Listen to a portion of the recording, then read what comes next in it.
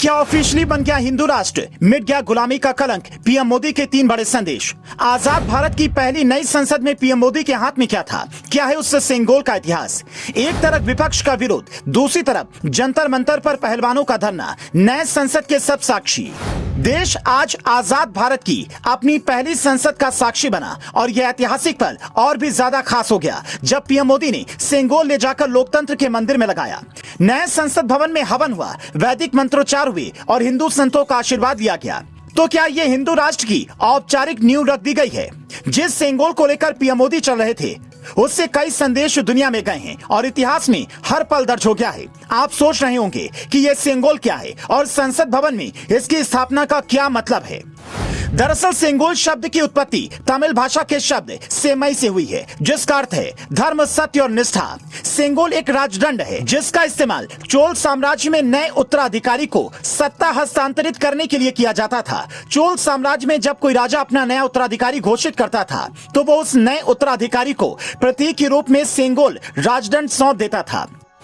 कांग्रेस आज भले ही इसका विरोध कर रही हो, लेकिन एक वक्त में जवाहरलाल नेहरू ने भी सेंगोल स्वीकार किया था। जवाहरलाल नेहरू ने 14 अगस्त 1947 को तमिल पुजारियों के हाथों सेंगोल स्वीकार किया था।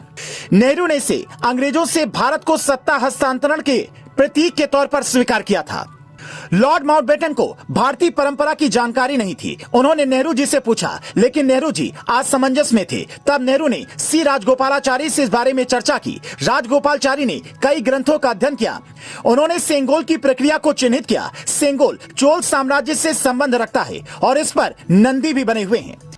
28 मई का दिन भारत के इतिहास में हमेशा के लिए दर्ज हो गया है, क्योंकि इसी दिन वीर सावरकर की 140वीं जयंती थी। इसी दिन नए संसद भवन का उद्घाटन हुआ, वहां हिंदू रीति रिवाज से पूजन हुआ। वहीं दूसरी तरफ जंतर मंतर पर पहलवानों को हिरासत में लिया गया, क्योंकि वो संसद की तरफ कूच करना चाहते थे। विपक्ष ने इस नए भवन का बहिष्कार किया, लेकिन बीजेपी ने इसे गुलामी की कलंक को मिटाना बताया। लेकिन कई लोग ये सवाल कर रहे हैं कि जिस दिन का चयन हुआ और जिस तरह से संसद भवन का उद्घाटन हुआ, तो क्या ये भारत के हिंदू राष्ट्र होने की औपचारिक घोषणा है?